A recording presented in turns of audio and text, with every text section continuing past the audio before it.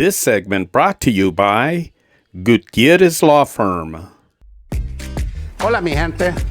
I'm attorney Francisco Gutierrez and a proud sponsor of Arizona Barrio Stories.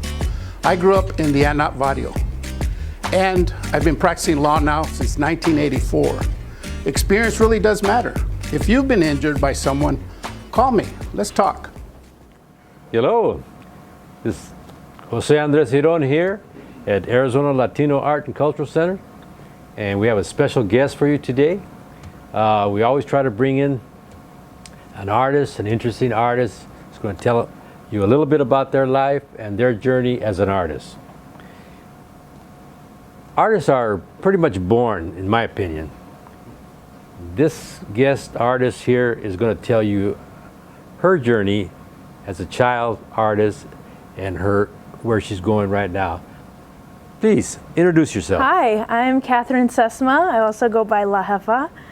And I'm from here. I'm from Glendale, Arizona, Right. but grew up in the heart of Phoenix. Went to school in the heart of Phoenix, high school in the heart of Phoenix, and still work in the heart of Phoenix. Tell me when you first started getting interested in art. Sure. Oh my goodness. I started getting interested in art when I was about 4 or 5 years old, and I would actually come here to Arizona Latino Art Center. I heard about that. Yes, yeah. My mom would bring me, and I remember being maybe 5 and pulling on her dress, asking if we could go see the art. And I just remember being in total awe of just the colors. And as I started to get older, I started to have more of an appreciation for my own culture and for my own people. And really, I grew pride in knowing that I'm also one of them, and this is also my culture and also my pride. And that was something that took time to evolve and grow. But yes, I would say that around that age, 4 or 5, my mom was always buying me markers and paint, and eventually at the age of 10 or 11, she bought me my first art easel and my first canvas, and gave it to me and said, "You just paint," even though I didn't know I was talking to your dad not too long ago, and he was telling me that he would bring you here and you would see the art, and they actually bought some artwork from Yes, from you. Yes, I knew who you were when I was young. When I met you, and you met me, and you knew who I was and everything. Yes. And I was a little surprised, but then Starstruck, if I must say. Oh, but anyway, I looked at her artwork, and I saw talent, and I saw on this young girl enthusiasm. That's what I like to see in an artist: enthusiasm and a love for their art. And I could tell just by her subject matter and that she was involved in her art. I said, you know what? Come to Arizona Barrio Stories and Alac and tell us your story. And that's what she's doing. Please continue. Thank you.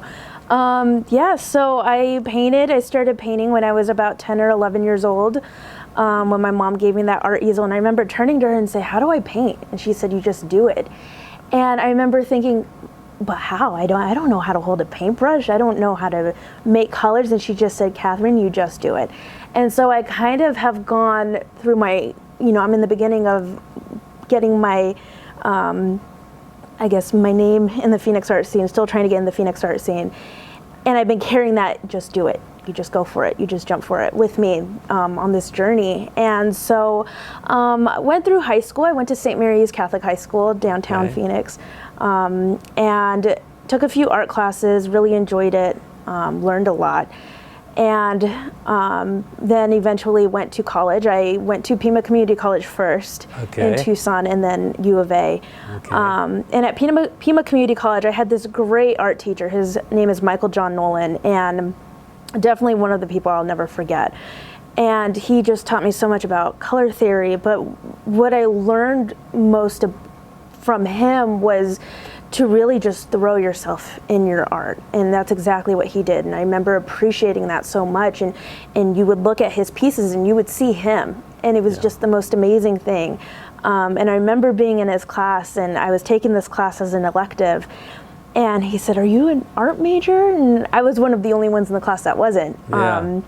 And I remember telling him, "No, I want to do this as a career. It was something that I'm not even interested in anymore. And he said, you're going to come back in a couple of years and you're going to be painting and that's all you're going to be doing. And sure enough, that's all I'm doing. So good. He was right. Tell me about the first time you exhibited and you actually sold a painting or sold a work of art, and how did that make you feel? Yeah, I honestly don't remember the first piece of art I sold. I couldn't even tell you. I don't remember, but I started painting my skeletons during the pandemic.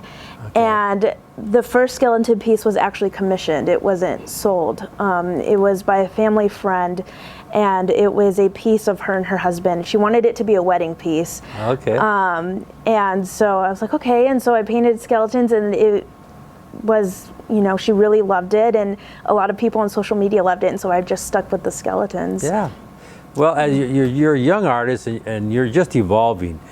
Other things will catch your interest, and you'll go in that direction a little bit. Absolutely. But every time you paint and draw, you learn from that, and, Yes. and you get inspired by other artists also. Absolutely. And it's going to be a lifetime journey, and I see big things happening for you. Oh, thank you. So- Thank you. You got the whole look. Thank you so much. And La Jefa, she's got the name. Remember that, La Jefa? You can't forget that. No. And she's going to show you some arte that's going to be motivating. I hope and, so. Creative. And as you can see behind me and behind her, it's just a little sampling of her work. But if you really want to check out more of her work, go to her Instagram would be best. Instagram or her face, and look under La Jefa and check out her artwork, because she's really a fabulous artist. Thank you. And I like to get fabulous artists to interview, because they have something to share Thank you. with everybody. So Thank you. anyway, is there anything else you want to say to our audience? Oh, no, I mean, the only thing I could think of is if you're a young kid or you're not even a young kid, an adult, anybody who wants to paint. You know just what? go It's for never it. too late to It's never too to late. learn. Whether you're young, some of us are born artists. We start when we're about 5 years old and we just keep on going. Some of us stay a little later in life. Yeah. It doesn't matter. As long as you do art and you love art, and especially if it reflects your culture, because to me, that's I've always stuck to that in my subject matter. Sure. And I see you're doing the same thing, Yes. and that makes us all Yes. proud. Yes, thank you. So anyway, thanks so for much. sharing with us. Thank you. And I hope to see another artist we're going to interview, and next time. So Thank you. I appreciate it. you got it. Bye-bye now. We'll see you later. Hello, my name is David Adame, President and CEO of Chicanos por la Causa. Today, I would like to announce our brand new exciting partnership with Arizona Barrio Stories. Arizona Barrio Stories is a key part of our community and in line with what we believe in, restoring Chicano history and making sure that we continue to celebrate Mexican traditions, history, family, and culture. Arizona Barrio Stories will play an important role in bringing you important stories about Chicanos por la Causa and the founders who helped build Chicanos por la Causa, but also other key important stories about our Chicano community here in Arizona. We look forward to a wonderful partnership, and thank you for your continued support.